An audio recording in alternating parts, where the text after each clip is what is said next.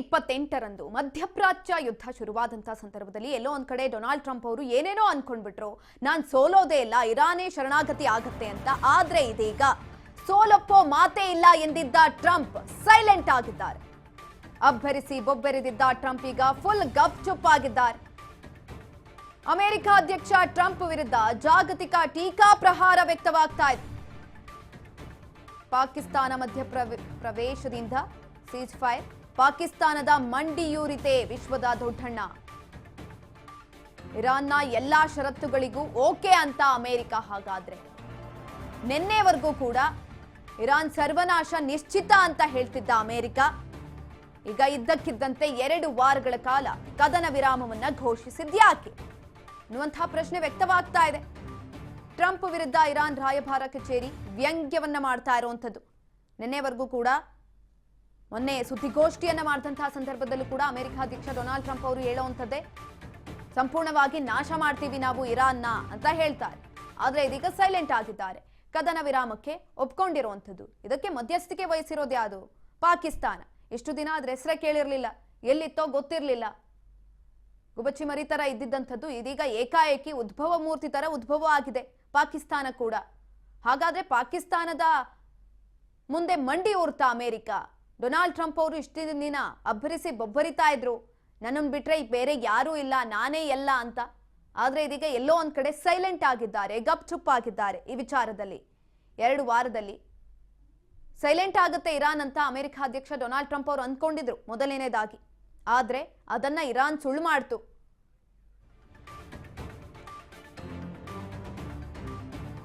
ಏನ್ seize fire ರಹಸ್ಯ? ನಿಜಕ್ಕೂ ಪಾಕ್ ಅಷ್ಟು ಪವರ್ಫುಲ್ಲಾ ಅಥವಾ ಅಮೆರಿಕಾದ ಕಾಣದ ಸೈಲೆಂಟ್ ಸ್ಟ್ರಾಟಜಿನ?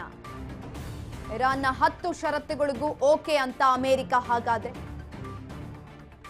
ಇರಾನ್ನ ಸರ್ವನಾಶ ಖಚಿತ ಅಂತ ಟ್ರಂಪ್ ಸೈಲೆಂಟ್ ಆಗಿದ್ಯಾಕೆ? ಈಗ ಅಮೆರಿಕಾದಲ್ಲಿ ಟ್ರಂಪ್ ನಡೆ ವಿರುದ್ಧ ಭಾರಿ ವಿರೋಧ ಕೂಡ ವ್ಯಕ್ತವಾಗ್ತಾ ಇದೆ. 40 ದಿನಗಳ ಗಲ್ಫ್ ಕದನಕ್ಕೆ 14 ದಿನಗಳ ಬ್ರೇಕ್ ಸಿಕ್ಕಿದೆ. ಸೀಸ್ ಫೈರ್ ರಹಸ್ಯ ಏನದು? ಹಾಗಾದ್ರೆ ನಿಜಕ್ಕೂ ಕೂಡ ಪಾಕ್ ಅಷ್ಟು ಪವರ್ಫುಲ್ ಆಗಿದ್ಯಾ? ಪಾಕ್ ಮುಂದೆ ಅಮೆರಿಕ ಅಧ್ಯಕ್ಷ ಮಂಡಿ ಊರ್ತಾರೆ ಅಥವಾ ಪಾಕ್ ಎದುರುಗಡೆ ಅವರು ಒಪ್ಕೊಳ್ತಾರೆ ಪಾಕಿಸ್ತಾನ ಏನಾದ್ರೂ ಹೇಳಿದ್ರೆ ಅಂತ ಅಂದ್ರೆ ಅಷ್ಟು ಪವರ್ಫುಲ್ ಇದೆಯಾ ಹಾಗಿದ್ರೆ ಪಾಕಿಸ್ತಾನ? ಅಥವಾ ಅಮೆರಿಕಾದ ಕಾಣದ ಸೈಲೆಂಟ್ ಸ್ಟ್ರಾಟಜಿ ಏನಾದ್ರೂ ಇದೆಯಾ ಇದ್ರಲ್ಲಿ? ಯಾಕಂತ ಅಂದ್ರೆ ಮೊನ್ನೆವರೆಗೂ ಕೂಡ ನಿನ್ನೆ ಸಂಪೂರ್ಣವಾಗಿ ನಾಶ ಮಾಡ್ತೀವಿ ಅಂತ ಹೇಳಿದ್ರು ಅಮೆರಿಕ ಅಧ್ಯಕ್ಷ ಡೊನಾಲ್ಡ್ ಟ್ರಂಪ್ ಅವರು. ಸರ್ವನಾಶದ ಎಚ್ಚರಿಕೆಯನ್ನ ಕೊಟ್ಟಿದ್ದಂಥದ್ದು. ಇಷ್ಟು ದಿನ ಕೇವಲ ಬೆದರಿಸ್ತಾ ಇದ್ರು, ಎಚ್ಚರಿಕೆಗಳನ್ನ ಕೊಡ್ತಾ ಇದ್ರು. ಆದ್ರೆ ಇದೀಗ ಸಂಪೂರ್ಣವಾಗಿ ಇರಾನ್ನನ್ನೇ ಧ್ವಂಸ ಮಾಡ್ತೀವಿ ಅಂತ ಹೇಳಿದವರು ಕೆಲವು ಗಂಟೆಗಳಲ್ಲಿ ಪಾಕಿಸ್ತಾನದೊಟ್ಟಿಗೆ ಚರ್ಚೆಯನ್ನ ಮಾಡಿ ತದನಂತರ ಕದನ ವಿರಾಮಕ್ಕೆ ಒಪ್ಕೊಳ್ತಾರೆ. ಅದಕ್ಕೆ ಇರಾನ್ ಕೂಡ ಒಪ್ಕೊಳ್ಳುತ್ತೆ, 10 ಷರತ್ತುಗಳನ್ನ ಹಾಕುತ್ತೆ. ಆ 10 ಷರತ್ತುಗಳಿಗೂ ಕೂಡ ಒಪ್ಕೊಂಡು ಇದೀಗ ಕದನ ವಿರಾಮವನ್ನ ಘೋಷಣೆ ಮಾಡಿರುವಂತದ್ದು. ಹಾಗಾದ್ರೆ ಏನಿದರ ಹಿಂದಿನ ಅಜೆಂಡಾ? ನಿಜಕ್ಕೂ ಕೂಡ ಪಾಕಿಸ್ತಾನ ಅಷ್ಟು ಪವರ್ಫುಲ್ ಆಗಿದ್ಯಾ? ಅಮೆರಿಕ ಅಧ್ಯಕ್ಷ ಡೊನಾಲ್ಡ್ ಟ್ರಂಪ್ ಅವರನ್ನ ಬಗ್ಸೋ ಅಷ್ಟು ಅಥವಾ ಪಾಕಿಸ್ತಾನ ಹೇಳಿದ್ದನ್ನ ಕೇಳೋ ಅಷ್ಟು ಮೂರ್ಖರ ಅಮೆರಿಕ ಅಧ್ಯಕ್ಷ ಡೊನಾಲ್ಡ್ ಟ್ರಂಪ್ ಅವರು? ಅಥವಾ ಅಮೆರಿಕಾದ ಕಾಣದ ಸೈಲೆಂಟ್ ಸ್ಟ್ರಾಟಜಿ ಏನಾದ್ರೂ ಇದರಲ್ಲಿ ಕೆಲಸ ಮಾಡ್ತಿದ್ಯಾ ಅನ್ನುವಂಥ ಹಲವು ಪ್ರಶ್ನೆಗಳು ಇದೀಗ ವ್ಯಕ್ತವಾಗ್ತಾ ಇದೆ ವಿಶ್ವದ ಮಟ್ಟದಲ್ಲಿ. ಎಲ್ಲೋ ಒಂದ್ ಕಡೆ ಅಮೆರಿಕ ಅಧ್ಯಕ್ಷ ಡೊನಾಲ್ಡ್ ಟ್ರಂಪ್ ಅವರ ಈ ಒಂದೇ ಒಂದು ನಡೆ ಭಾರಿ ಚರ್ಚೆಯನ್ನ ಹುಟ್ಟಾಕ್ತಾ ಇರುವಂಥದ್ದು. ಹೇಗ್ ಬೇಕೋ ಹಾಗೆ ಹೇಳಿಕೆಗಳನ್ನ ಕೊಡ್ತಾ ಇದ್ರು. ಟ್ರೂತ್ ನಲ್ಲಿ ಕದನ ವಿರಾಮ ಅಂತ ಇದ್ರು, ಮತ್ತೊಂದ್ ಕಡೆ ಗಡುವುಗಳನ್ನ ಕೊಡ್ತಾ ಇದ್ರು. ಸಾಲು ಗಡುವುಗಳನ್ನ ಕೊಟ್ಟ ನಂತರ ಇರಾನ್ಗೆ ಎಚ್ಚರಿಕೆಯನ್ನ ಕೊಡ್ಕೊಂತ ಬಂದ್ರು. ಇರಾನ್ ಯಾವುದಕ್ಕೂ ಕೂಡ ಸೊಪ್ಪಾಕ್ಲಿಲ್ಲ. ಬರ್ತೀಯ ಅಣ್ಣ, ಬಾ ನಾನು ಮಾಡ್ತೀನಿ ಅಂತ ಹೇಳ್ತಾ ಇತ್ತು. ಆದ್ರೆ ಇದೀಗ ಎಲ್ಲ ಮುಗಿದ ನಂತರ ಸರ್ವನಾಶದ ಎಚ್ಚರಿಕೆಯನ್ನ ಕೊಟ್ಟ ಮೇಲೂ ಕೂಡ ಕೆಲವು ಗಂಟೆಗಳಲ್ಲಿ ಉಲ್ಟಾ ಹೊಡೆದಿದ್ ಯಾಕಾದ್ರೆ ಅಮೆರಿಕ ಅಧ್ಯಕ್ಷ ಡೊನಾಲ್ಡ್ ಟ್ರಂಪ್ ಅವರು. ಎಲ್ಲ ಒಂದ್ ಕಡೆ ಅಮೆರಿಕಾದಲ್ಲಿರುವಂತಹ ಸ್ಟ್ರಾಟಜಿ ಇಲ್ಲಿ ವರ್ಕ್ ಆಗ್ತಾ ಇದೆ. ಯಾಕಂತ ಅಂದ್ರೆ ಒಂದ್ ಕಡೆನಲ್ಲಿ ಇರಾನ್ ಶರಣಾಗತಿಗೆ ಒಪ್ಕೊಳ್ಳಲ್ಲ ಅನ್ನೋದು ಅಮೆರಿಕ ಅಧ್ಯಕ್ಷ ಡೊನಾಲ್ಡ್ ಟ್ರಂಪ್ ಅವ್ರಿಗೂ ಗೊತ್ತಿತ್ತು ಅಂತ ಕಾಣಿಸುತ್ತೆ. ಹಾಗಾಗಿ ಸರ್ವನಾಶದ ಎಚ್ಚರಿಕೆಯನ್ನ ಕೊಡ್ತಾರೆ. ಆ ಸಂದರ್ಭದಲ್ಲೂ ಕೂಡ ಇರಾನ್ ಅದಕ್ಕೆ ಸೊಪ್ಪಾಕ್ಲಿಲ್ಲ. ಅದಕ್ಕೆ ಪಾಕಿಸ್ತಾನವನ್ನ ಮುಂದಿಟ್ಕೊಂಡು ದಾಳವನ್ನ ಬಿಟ್ಟಿದ್ದಾರೆ ಅಮೆರಿಕ ಅಧ್ಯಕ್ಷ ಡೊನಾಲ್ಡ್ ಟ್ರಂಪ್ ಅವರು. ಇನ್ನೊಂದು ಸ್ವಲ್ಪ ದಿನ ಹಿಂಗೆ ಯುದ್ಧ ಮುಂದುವರೆದಿದ್ರೆ ಅಮೆರಿಕಾದ ಸ್ಥಿತಿ ಏನಾಗ್ತಿತ್ತು ಅಂತ ಊಹಿಸೋದು ಕೂಡ ಕಷ್ಟ ಆಗಿದೆ. ಅಲ್ಲಿರುವಂತ ಆ ರಾಷ್ಟ್ರದಲ್ಲಿರುವಂತಹ ನಾಗರಿಕರೇ ಅಮೆರಿಕ ಅಧ್ಯಕ್ಷ ಡೊನಾಲ್ಡ್ ಟ್ರಂಪ್ ಅವರು ವಿರುದ್ಧ ತಿರುಗಿಬಿದ್ದಿದ್ರು. ನೋ ಕಿಂಗ್ ಬೋರ್ಡ್ ಅನ್ನ ಇಟ್ಕೊಂಡು ಆಕ್ರೋಶವನ್ನು ವ್ಯಕ್ತಪಡಿಸ್ತಾ ಇದ್ರು. ನಮ್ಗೆ ಯುದ್ಧ ಬೇಕಾಗಿಲ್ಲ, ಯಾಕೆ ಮಾಡ್ತಾ ಇದ್ದೀರಾ ಅಂತ. ಹೆಚ್ಚಿನದಾಗಿ ವಿರೋಧಗಳು ವ್ಯಕ್ತವಾಯಿತು ಅಮೆರಿಕ ಅಧ್ಯಕ್ಷ ಡೊನಾಲ್ಡ್ ಟ್ರಂಪ್ ಅವರ ಹುಚ್ಚುತನಕ್ಕೆ, ಭ್ರಮೆಗೆ. ಹಾಗಾಗಿ ಎಲ್ಲೋ ಒಂದ್ ಕಡೆ ಇನ್ನೊಂದ್ ಕಡೆನಲ್ಲಿ ಅವರಲ್ಲಿದ್ದಂತಹ ಶಸ್ತ್ರಾಸ್ತ್ರಗಳಾಗಿರ್ಬೋದು ಅಥವಾ ಮಿಲಿಟರಿ ಪಡೆಗಳಾಗಿರ್ಬೋದು, ಯುದ್ಧ ವಿಮಾನಗಳಾಗಿರ್ಬೋದು, ಎಲ್ಲವೂ ಕೂಡ ನಾಶ ಆಗಿತ್ತು. ಇರಾನ್ಗೆ ವೆಪನ್ಸ್ ಸಪ್ಲೈ ಮಾಡುವ ರಾಷ್ಟ್ರಗಳಿಗೆ ಬೆದರಿಕೆ. ಇರಾನ್ಗೆ ಶಸ್ತ್ರಾಸ್ತ್ರಗಳ ಪೂರೈಸುವ ರಾಷ್ಟ್ರಗಳಿಗೆ 50% ಟ್ಯಾರಿಫ್. ಅಮೆರಿಕ ಅಧ್ಯಕ್ಷ ಡೊನಾಲ್ಡ್ ಟ್ರಂಪ್ ಮತ್ತೊಂದು ವಾರ್ನಿಂಗ್ ಅನ್ನ ಕೊಟ್ಟಿದ್ದಾರೆ. ಕದನ ವಿರಾಮದ ನಂತರ ಅಮೆರಿಕ ಹೊಸ ಬಾಂಬ್ ಅನ್ನ ಸಿಡಿಸ್ತಾ ಇದೆ. ಇದೀಗ ಇರಾನ್ಗೆ ವೆಪನ್ಸ್ ಸಪ್ಲೈ ಮಾಡುವ ರಾಷ್ಟ್ರಗಳಿಗೆ ಬೆದರಿಕೆಯನ್ನ ಹಾಕ್ತಾ ಇದ್ದಾರೆ. ಇರಾನ್ಗೆ ಶಸ್ತ್ರಾಸ್ತ್ರಗಳ ಪೂರೈಸುವ ರಾಷ್ಟ್ರಗಳಿಗೆ 50% ಟ್ಯಾರಿಫ್ ಅಂತ ಹೇಳ್ತಾ ಇದ್ದಾರೆ. ಹೊಸ ಬಾಂಬ್ ಅನ್ನ ಸಿಡಿಸ್ತಾ ಇರುವಂತದ್ದು ಅಮೆರಿಕ ಅಧ್ಯಕ್ಷ ಡೊನಾಲ್ಡ್ ಟ್ರಂಪ್ ಅವರು. ಆಲ್ರೆಡಿ ಕದನ ವಿರಾಮ ಘೋಷಣೆ ಆಗಿದೆ. 2 ವಾರ ಯಾವುದೇ ರೀತಿಯಾದಂತಹ ಯುದ್ಧ ಇರಲ್ಲ. ಈ ಒಂದು ಸಂದರ್ಭದಲ್ಲಿ ಮತ್ತೊಂದು ಬಾಂಬ್ ಅನ್ನ ಸಿಡಿಸಿದ್ದಾರೆ ಅಮೆರಿಕ ಅಧ್ಯಕ್ಷ ಡೊನಾಲ್ಡ್ ಟ್ರಂಪ್ ಅವರು. ಐಟಿ ಆಗಿರ್ಬೋದು, ವೆಪನ್ಸ್ ಬಿಸ್ನೆಸ್ ಆಗಿರ್ಬೋದು, ಇದೆಲ್ಲವೂ ಕೂಡ ಎಲ್ಲೋ ಒಂದ್ ಕಡೆ ಅಮೆರಿಕಾದಲ್ಲಿರುವಂತಹ ಮೇನ್ ಅಜೆಂಡಾಗಳು, ಅಲ್ಲಿ ಅದೇ ಇರೋದು ಮೇನ್ ಆಗಿ. ಆದ್ರೆ ಇದೀಗ ಇನ್ನೊಂದು ಹೊಸ ಬಾಂಬ್ ಅನ್ನ ಸಿಡಿಸಿದ್ದಾರೆ ಅಮೆರಿಕ ಅಧ್ಯಕ್ಷ ಡೊನಾಲ್ಡ್ ಟ್ರಂಪ್ ಅವರು. ಇಷ್ಟು ದಿನ ಕೇವಲ ಯುದ್ಧದ ವಿಚಾರವಾಗಿ ಟ್ರೂತ್ ನಲ್ಲಿ ಕೆಲವೊಂದಿಷ್ಟು ರೀತಿಯಾದಂತಹ ಹೇಳಿಕೆಗಳನ್ನ ಕೊಡ್ತಾ ಇದ್ರು. ಆದ್ರೆ ಇದೀಗ ಇರಾನ್ಗೆ ಯಾರೆಲ್ಲ ವೆಪನ್ಸ್ ಗಳನ್ನ ಸಪ್ಲೈ ಮಾಡ್ತಾರೆ ಅವರಿಗೆ ಟ್ಯಾರಿಫ್ ಅನ್ನ ವಿಧಿಸಿರುವಂತದ್ದು, ಅದು ಕೂಡ 50%. ವೆಪನ್ಸ್ ಬಿಸ್ನೆಸ್ ಅನ್ನ ಮಾಡ್ತಾ ಇದೆ ಅಮೆರಿಕ, ಅದು ಕೂಡ ಅದು ಮೇನ್ ಸೋರ್ಸ್ ಅಂತಾನೆ ಹೇಳ್ಬೋದು. ಒಂದ್ ಕಡೆನಲ್ಲಿ ಐಟಿ ಇದೆ, ಇನ್ನೊಂದ್ ಕಡೆನಲ್ಲಿ ವೆಪನ್ಸ್ ಬಿಸ್ನೆಸ್ ಇದೆ. ಅದೆರಡು ಕೂಡ ಅಮೆರಿಕಾಗೆ ಬೇಕಾಗಿರುವಂತದ್ದು. ಈ ಒಂದು ಸಂದರ್ಭದಲ್ಲಿ ಎಲ್ಲೋ ಒಂದ್ ಕಡೆ ಯಾವಾಗ್ಲೂ ಕೂಡ ಅಮೆರಿಕ ಬಯಸುವಂತದ್ದು ಟೆರರಿಸಂ ಇರಬೇಕು, ಭಯೋತ್ಪಾದನೆ ಇರಬೇಕು, ಭಯೋತ್ಪಾದಕರು ಇರಬೇಕು ಅನ್ನುವಂಥ ಆಲೋಚನೆಯಲ್ಲೇ ಇರುತ್ತೆ ಅಮೆರಿಕ. ಕದನ ವಿರಾಮವನ್ನ ಘೋಷಣೆ ಮಾಡಿದ ನಂತರ ಇನ್ನೊಂದು ಹೊಸ ಬಾಂಬ್ ಅನ್ನ ಸಿಡಿಸಿದ್ದಾರೆ. ಇದು ಕೂಡ ಅವರ ಸ್ಟ್ರಾಟಜಿ ಅನ್ನುವ ರೀತಿಯಲ್ಲಿ ಕಾಣಿಸ್ತಾ ಇದೆ. ದಿನಕ್ಕೊಂದು ಕ್ಷಣಕ್ಕೊಂದು ಹೇಳಿಕೆಗಳು, ಮನಸ್ಸು ವಿಚಲಿತ ಆಗ್ತಾ ಹೋಗುತ್ತೆ ಅನ್ಸುತ್ತೆ ಅಮೆರಿಕ ಅಧ್ಯಕ್ಷ ಡೊನಾಲ್ಡ್ ಟ್ರಂಪ್ ಅವ್ರಿಗೆ. ಒಂದೇ ಆಲೋಚನೆಯಲ್ಲಿ ಯಾವತ್ತೂ ಇರೋದಿಲ್ಲ. ಏನಾದ್ರೂ ಒಂದು ಹೇಳಿಕೆಗಳನ್ನ ಕೊಡ್ತಾ ಇರ್ತಾರೆ. ಪಾಸಿಟಿವ್ ಆರ್ ನೆಗೆಟಿವ್, ನಾನು ಟ್ರ್ಯಾಕ್ ಅಲ್ಲಿ ಇರಬೇಕು ಅಂತ ಯೋಚನೆ ಮಾಡ್ತಾರೆ ಅಂತ ಅನ್ಸುತ್ತೆ ಅಮೆರಿಕ ಅಧ್ಯಕ್ಷ ಡೊನಾಲ್ಡ್ ಟ್ರಂಪ್ ಅವರು. ಹಾಗಾಗಿ ಇದೀಗ ಇನ್ನೊಂದು ಹೊಸ ಬಾಂಬ್ ಅನ್ನ ಸಿಡಿಸಿರುವಂತದ್ದು. ವಾರ್ನಿಂಗ್ ಅನ್ನ ಕೊಟ್ಟಿದ್ದಾರೆ. ಯಾರೆಲ್ಲ ವೆಪನ್ಸ್ ಅನ್ನ ಸಪ್ಲೈ ಮಾಡ್ತೀರಾ, ಯಾವೆಲ್ಲ ರಾಷ್ಟ್ರಗಳು ವೆಪನ್ಸ್ ಅನ್ನ ಸಪ್ಲೈ ಮಾಡುತ್ತೆ, ಅದು ಕೂಡ ಇರಾನ್ಗೆ, ಅವರಿಗೆ ಬೆದರಿಕೆಯನ್ನ ಹಾಕ್ತಾ ಇದ್ದಾರೆ. ಇರಾನ್ಗೆ ಶಸ್ತ್ರಾಸ್ತ್ರಗಳ ಪೂರೈಕೆಯನ್ನ ಮಾಡುವಂತಹ ರಾಷ್ಟ್ರಗಳಿಗೆ 50% ಟ್ಯಾರಿಫ್ ಅನ್ನ ವಿಧಿಸ್ತಾ ಇರುವಂತದ್ದು. ಯಾಕಾಗಿ? ಯುದ್ಧ ಶುರುವಾಗದ್ದೇ ಬಿಕಾಸ್ ಆಫ್ ಇದಕ್ಕೋಸ್ಕರ. ಯಾಕಂತ ಅಂದ್ರೆ ಇರಾನ್ ನಲ್ಲಿ ಶಸ್ತ್ರಾಸ್ತ್ರಗಳಿದೆ. ಪರಮಾಣುವನ್ನ ಉತ್ಪಾದನೆ ಮಾಡುವುದಕ್ಕೆ ಯುರೇನಿಯಂ ಅನ್ನೋದೇನಿದೆ ಅದು ಅಧಿಕವಾಗಿತ್ತು ಇರಾನ್ ನಲ್ಲಿ. ಹಾಗಾಗಿ ಎಲ್ಲೋ ಒಂದ್ ಕಡೆ ಇನ್ನೆಲ್ಲಿ ಇರಾನ್ ಎಲ್ಲವನ್ನ ಬಳಕೆ ಮಾಡಿಕೊಂಡು ಪರಮಾಣುಗಳನ್ನ ಅಧಿಕವಾಗಿ ತಯಾರಿಸ್ಬಿಡುತ್ತೋ ಅನ್ನುವ ಒಂದೇ ಒಂದು ಭಯಕ್ಕೆ ಅಮೆರಿಕ ಅಧ್ಯಕ್ಷ ಡೊನಾಲ್ಡ್ ಟ್ರಂಪ್ ಅವರು ಯುದ್ಧವನ್ನ ಶುರು ಮಾಡ್ತಾರೆ. ಏನ್ ಮಾಡೋದು, ಅವ್ರು ಅಂದ್ಕೊಂಡಂಗೆ ಆಗ್ಲಿಲ್ಲ. ಇರಾನ್ ಯಾವುದಕ್ಕೂ ಕೂಡ ಸೊಪ್ಪಾಗ್ಲಿಲ್ಲ. ಯುದ್ಧ ಮಾಡಿದ್ರೆ ರಕ್ತಕ್ಕೆ ರಕ್ತ ಅನ್ನೋ ರೀತಿನಲ್ಲಿ ಸಿದ್ಧ ಆಗಿತ್ತು. ಹಾಗಾಗಿ ಇದ್ಯಾವುದೂ ಕೂಡ ಆಗದಲೇ ಇದ್ದಂತಹ ಸಂದರ್ಭದಲ್ಲಿ ಇದೀಗ ಹೊಸ ಬಾಂಬ್ ಅನ್ನ ಸಿಡಿಸಿದ್ದಾರೆ ಅಮೆರಿಕ ಅಧ್ಯಕ್ಷ ಡೊನಾಲ್ಡ್ ಟ್ರಂಪ್ ಅವರು. ಇರಾನ್ಗೆ ವೆಪನ್ಸ್ ಅನ್ನ ಸಪ್ಲೈ ಮಾಡುವಂತಹ ರಾಷ್ಟ್ರಗಳಿಗೆ ಬೆದರಿಕೆಯನ್ನ ಹಾಕ್ತಾ ಇದ್ದಾರೆ ಮುಖಾಂತರ. ಇರಾನ್ಗೆ ಶಸ್ತ್ರಾಸ್ತ್ರಗಳ ಪೂರೈಕೆ ಮಾಡುವಂತಹ ರಾಷ್ಟ್ರಗಳಿಗೆ 50% ಟ್ಯಾರಿಫ್ ಅನ್ನ ವಿಧಿಸ್ತಾ ಇರುವಂತದ್ದು. 2 ವಾರಗಳ ಕದನ ವಿರಾಮ ಕಾಗದಕ್ಕೆ ಮಾತ್ರ ಸೀಮಿತವಾಯ್ತಾ? ಹಾಗಾದ್ರೆ 100 ಹಂತಗಳಲ್ಲಿ ಮಿಸೈಲ್ ಅನ್ನ ಉಡಾಯಿಸಿದ ಇರಾನ್. 31 ಡ್ರೋನ್ ದಾಳಿ ಆಗಿರೋದಾಗಿ ಕುವೈತ್ ಆರೋಪವನ್ನ ಮಾಡ್ತಾ ಇದೆ. ಕೊಲ್ಲಿ ರಾಷ್ಟ್ರಗಳಲ್ಲಿ ಯುದ್ಧ ನಿಲ್ತಾ ಇಲ್ಲ, ಕೇವಲ ಕಾಗದಕ್ಕಷ್ಟೇ ಸೀಮಿತವಾದಂತೆ ಕಾಣಿಸ್ತಾ ಇದೆ 2 ವಾರಗಳ ಕದನ ವಿರಾಮ. 100 ಹಂತಗಳಲ್ಲಿ ಮಿಸೈಲ್ ಅನ್ನ ಉಡಾಯಿಸಿದೆ ಇರಾನ್. ಇದೀಗ ಈ ಕುರಿತಾಗಿ ಕುವೈತ್ ಆರೋಪವನ್ನ ಮಾಡ್ತಾ ಇದೆ. 31 ಡ್ರೋನ್ ದಾಳಿ ಆಗಿರೋದಾಗಿ ಆರೋಪವನ್ನ ಮಾಡ್ತಾ ಇರುವಂತದ್ದು. ಕೊಲ್ಲಿ ರಾಷ್ಟ್ರಗಳಲ್ಲಿ ಇನ್ನೂ ಕೂಡ ಯುದ್ಧ ಮುಂದುವರಿತಾ ಇದೆ. ಕದನ ವಿರಾಮ ಒಂದ್ ಕಡೆನಲ್ಲಿ ಘೋಷಣೆ ಆಗಿದೆ, ಅದಕ್ಕೆ ಇರಾನ್ ಕೂಡ ಒಪ್ಕೊಂಡಿತ್ತು. ಅಮೆರಿಕ ಅಧ್ಯಕ್ಷ ಡೊನಾಲ್ಡ್ ಟ್ರಂಪ್ ಅವರು ಕೂಡ ಹೇಳಿದ್ರು.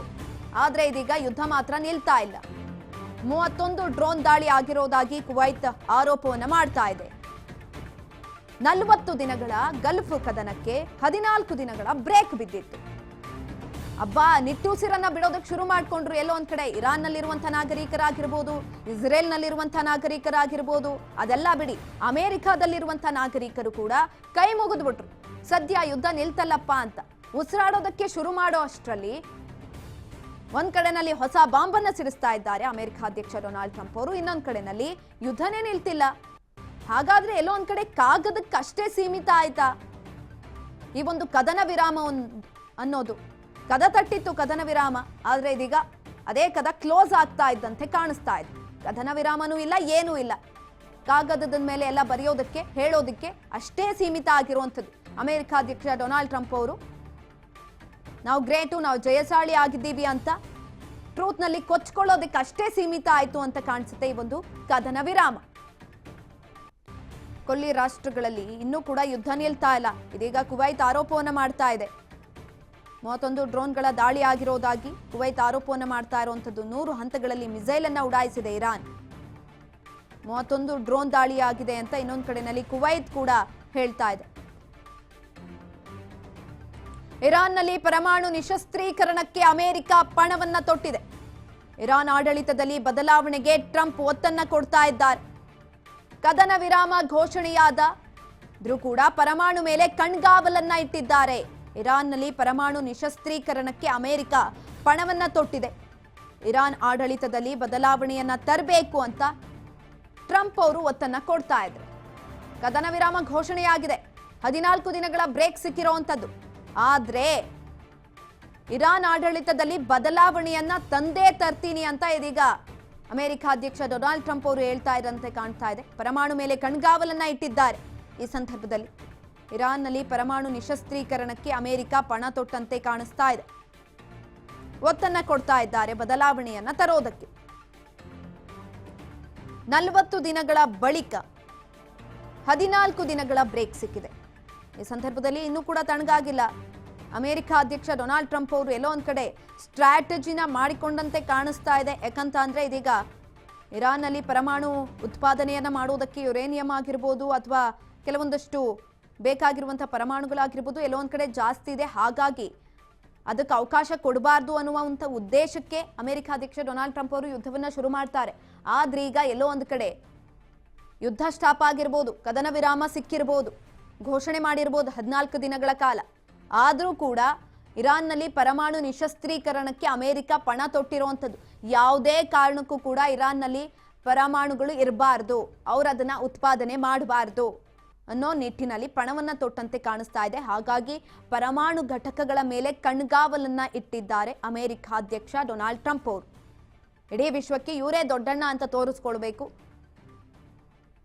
ನಾನು ಸಿಂಹ, ನಾನು ಹುಲಿ ಅಂತ ತೋರಿಸ್ಕೊಳ್ಳುವಂಥ ನಿಟ್ಟಿನಲ್ಲಿ ಇಫ್ ಇನ್ ಕೇಸ್ ಅವ್ರ ಹತ್ರ ಪರಮಾಣು ಏನಾದರೂ ಜಾಸ್ತಿ ಇತ್ತು ಅಂತ ಅಂದರೆ ಕಡಿಮೆ ಆಗ್ಬಿಡುತ್ತಲ್ಲ ಇವರ ವ್ಯಾಲ್ಯೂ. ಹಾಗಾಗಿ ಎಲ್ಲೋ ಒಂದು ಕಡೆ ಈ ಎಲ್ಲ ಸ್ಟ್ರಾಟಜಿಗಳನ್ನು ಇಟ್ಕೊಂಡು ಪರಮಾಣು ಘಟಕಗಳ ಮೇಲೆ ಅಮೆರಿಕ ಅಧ್ಯಕ್ಷ ಡೊನಾಲ್ಡ್ ಟ್ರಂಪ್ ಅವರು ಇದೀಗ ಕಣ್ಣನ್ನು ಇಟ್ಟಿದ್ದಾರೆ. ಯಾವುದೇ ಕಾರಣಕ್ಕೂ ಕೂಡ ಇರಾನ್ ಉತ್ಪಾದನೆಗಳನ್ನು ಮಾಡಬಾರ್ದು, ಪರಮಾಣುಗಳನ್ನು ಉತ್ಪಾದಿಸಬಾರ್ದು, ಅದ್ರ ಮೇಲೆ ಕಣ್ಣನ್ನು ಇಟ್ಟಿರುವಂಥದ್ದು. ಹಾಗಾಗಿ ಬೇರೆ ರಾಷ್ಟ್ರಗಳಿಗೂ ಕೂಡ 50% ಟ್ಯಾರಿಫ್ ಅನ್ನು ವಿಧಿಸ್ತಾ ಇದ್ದಾರೆ. ಯಾರೆಲ್ಲ ಇರಾನ್ಗೆ ಶಸ್ತ್ರಾಸ್ತ್ರಗಳನ್ನ ರವಾನೆ ಮಾಡ್ತಾರೆ, ಕೊಡ್ತಾರೆ, ಅವರಿಗೆ 50% ಟ್ಯಾರಿಫ್ ಅನ್ನು ವಿಧಿಸಿದ್ರೆ, ಆ ರೀತಿಯಾದಂತಹ ಒಂದು ಹೊಸ ಬಾಂಬನ್ನು ಹಾಕಿದ್ರೆ ಇನ್ನೊಂದು ಕಡೆನಲ್ಲಿ ಇನ್ನೊಂದು ಬಾಂಬನ್ನು ಹಾಕಿರುವಂಥದ್ದು. ಇನ್ನು ಬಂಗಾರದ ದರದಲ್ಲಿ ಮತ್ತೆ ಭಾರಿ ಏರಿಕೆಯನ್ನ ಕಾಣ್ತಾ ಇದೆ. ಕದನ ವಿರಾಮ ಘೋಷಣೆಯಾದ ಬಳಿಕ ಬಂಗಾರದ ಬೆಲೆ ಕೂಡ ಏರ್ತಾ ಇದೆ. ಕದನ ವಿರಾಮದ ಬೆನ್ನಲ್ಲೇ ಜಾಗತಿಕವಾಗಿ ಕೋಲಾಹಲವೇ ಸೃಷ್ಟಿಯಾಗ್ತಾ ಇದೆ. ಬಂಗಾರದ ದರದಲ್ಲಿ ಮತ್ತೆ ಭಾರಿ ಏರಿಕೆ ಆಗ್ತಾ ಇದೆ. ಕಚ್ಚಾ ತೈಲದ ದರದಲ್ಲಿ ಸುಧಾರಣಾ ಇಳಿಕೆ ಆಗ್ತಾ ಇದೆ. ಕದನ ವಿರಾಮದ ಬೆನ್ನಲ್ಲೇ ಜಾಗತಿಕವಾಗಿ ಕೋಲಾಹಲ ಸೃಷ್ಟಿಯಾಗ್ತಾ ಇದೆ. ಒಂದ್ ಕಡೆನಲ್ಲಿ ಕದನ ವಿರಾಮ ಸಿಕ್ಕಿದೆ, ಇನ್ನೊಂದ್ ಕಡೆನಲ್ಲಿ ಕೋಲಾಹಲ ಕೂಡ ಹೆಚ್ಚಾಗ್ತಾ ಇದೆ. ಕಚ್ಚಾ ತೈಲದ ದರದಲ್ಲಿ ಎಲ್ಲೋ ಒಂದ್ ಕಡೆ ಸುಧಾರಣೆಯನ್ನ ಕಾಣ್ತಾ ಇದ್ದೀವಿ. ಚಿನ್ನದ ದರ ಕೂಡ ಏರಿಕೆಯನ್ನ ಕಾಣ್ತಾ ಇರುವಂಥದ್ದು. ಈ ಒಂದು ಸಂದರ್ಭದಲ್ಲಿ ಕದನ ವಿರಾಮ ಘೋಷಣೆಯಾದ ಬಳಿಕ ಚಿನ್ನದ ದರದಲ್ಲಿ ಭಾರಿ ಏರಿಕೆ ಆಗ್ತಾ ಇದೆ. ಇಷ್ಟು ದಿನ ಯಾವಾಗ ಯುದ್ಧ ತೀವ್ರತೆಯನ್ನ ಪಡೆದುಕೊಳ್ತು ಆ ಒಂದು ಸಂದರ್ಭದಲ್ಲಿ ಎಲ್ಲರೂ ಅಂದ್ಕೊಂಡ್ರು ಇಲ್ಲ ಜಾಸ್ತಿ ಆಗುತ್ತೆ ಅಂತ, ಆದ್ರೆ ಆಟೋಮೆಟಿಕ್ ಆಗಿ ಕಡಿಮೆ ಆಗಿತ್ತು. ಆ ಸಂದರ್ಭದಲ್ಲಿ ಎಲ್ಲರೂ ಕೂಡ ಖುಷಿಯನ್ನ ಕೂಡ ಪಟ್ಟಿದ್ರು. ಅಬ್ಬಾ ಹೆಂಗೋ ಚಿನ್ನ ಕಡಿಮೆ ಆಯ್ತು, ಮದುವೆ ಸಮಾರಂಭಗಳು ಬರ್ತಾ ಇರುವಂತಹ ಈ ಒಂದು ಸಂದರ್ಭದಲ್ಲಿ ಅಂತ. ಆದ್ರೆ ಇದೀಗ ಜಾಸ್ತಿ ಆಗಿದೆ.